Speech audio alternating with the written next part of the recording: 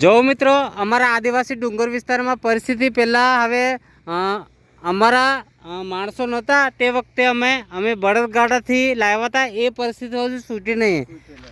હા બરોબર છે. શું નામ છે તમારું? વિનુભાઈ ચંદુભાઈ. વિનુભાઈ ચંદુભાઈ. કઈ રહેવાનું? આ પરવટા ગધેર વસાડ. પેલા કઈ હતું? પેલા ગધેર હતા. ગેદર. હા આપણે સરદાર સરોવર. સરદાર સરોવર. ઓકે, એટલે તમને શું કહેવા માંગીશ કે ખરેખર આ તમને પ્લાન કઈ રીતે તમને યોગ્ય લાગ્યો? પ્લાન તો હવે ટ્રેક્ટરના બોલેરા આપણે બળદગાડાથી લાવવું પડે લાકડાથી. જોવા જતા એટલે હા એટલે આપણે પેલા બેલો ને હાકટા ને એ બધું લાવતા હતા ને? હા એવી રીતે.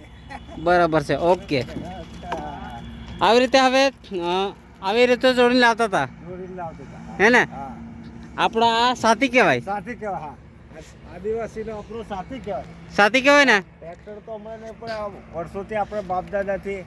તો સરકારને શું કહેવા માંગો છો તમે? સરકારને તો શું કહે કે આપણે વળી આ અમારું આ બાપ દાદાથી ચાલતો આવેલું છે, બરોબર છે, એટલે આ તો દેવાનું જ છે.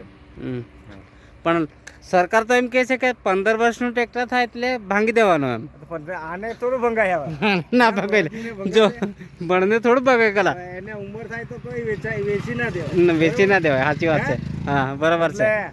ઉંમર થાય તો એટલે આખું વર્ષ આપણે 15-20 વર્ષ આપણે પાલયમાં હોય, ખેતી કરી હોય, તો એને કટનખાનામાં અપાય નહીં ને. હા, ના અપાય. અને બીજું એક વસ્તુ કે હવે સરકારની બસ 15 વર્ષથી જૂની હોય તો એ ફેરવે છે. એ ચાલે. આપણું કેમ નહીં ચલાવતા એમ? એ જ મારે કેવું છે કે આ 15 હા તમારા બળદિયા. બરાબર ને? હા 10 વર્ષથી ફેરવું છું મેં. અને આવા તો 5 જોડ કાર લાગી છે મેં. તો હવે 15 વર્ષથી તમે કાઢ નાખો કે બળદિયાને? ના કરાય ને. ના કરાય. એને તો આપણા ઘેર પછી એને મરી જાય તો પછી દફનાવવો પડે. બરોબર. માણસને કેવી રીતે આપણે દફનાવે છે, એને શ્રદ્ધાંજલિ આપે એવી રીતે આપણે. શું નામ તમારું? વિનુભાઈ ચંદુભાઈ.